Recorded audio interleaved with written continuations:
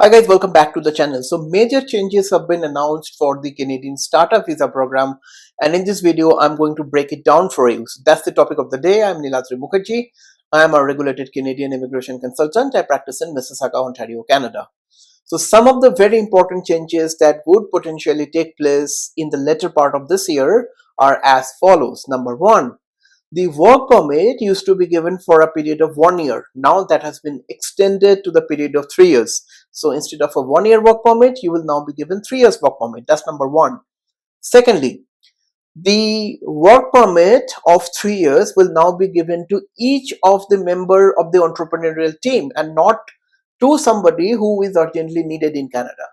In a nutshell, if you have four others entrepreneurs joining with you, work permit will not only be given to you, but also to your entire team for a period of 3 years. Great move. Thirdly, there will be a prioritization of the startup visa program that are being particularly backed by either venture capitalists or incubators. Now, practically speaking, over 90% of those backing are being done by incubators anyways. This part really infers to me saying that there will be an overall prioritization of the startup visa process, which is fabulous because startup visa, once known for its longer processing time, that will be changed. The work permit used to be processed relatively faster, but now with the prioritization, I'm expecting about a 1 month kind of a work permit approval time frame.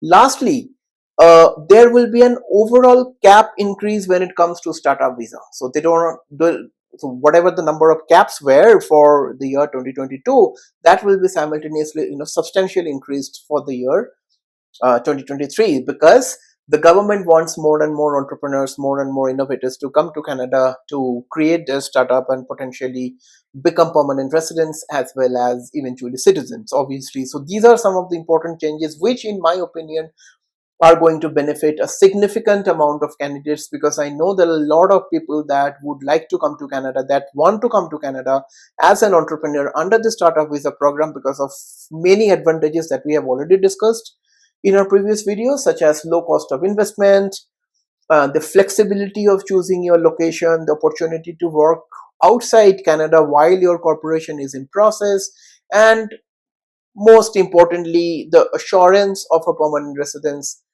if all goes well. So I would say the potential assurance of a permanent residence based on a startup visa work permit is way higher as compared to majority of the other business immigration programs that we think of. So with these enhancements, I'm sure the program will be far more modernized in the end of 2023. And if your objective is to uh, come to Canada as an entrepreneur under the startup visa program, probably this is the right time. If you are thinking to submit your application sometime in maybe couple of months down the line, this is maybe a right time for you to strategize those applications to ensure you're able to submit your application at a time when the modernization efforts, these measures are already in place so that your application gets the priority as well.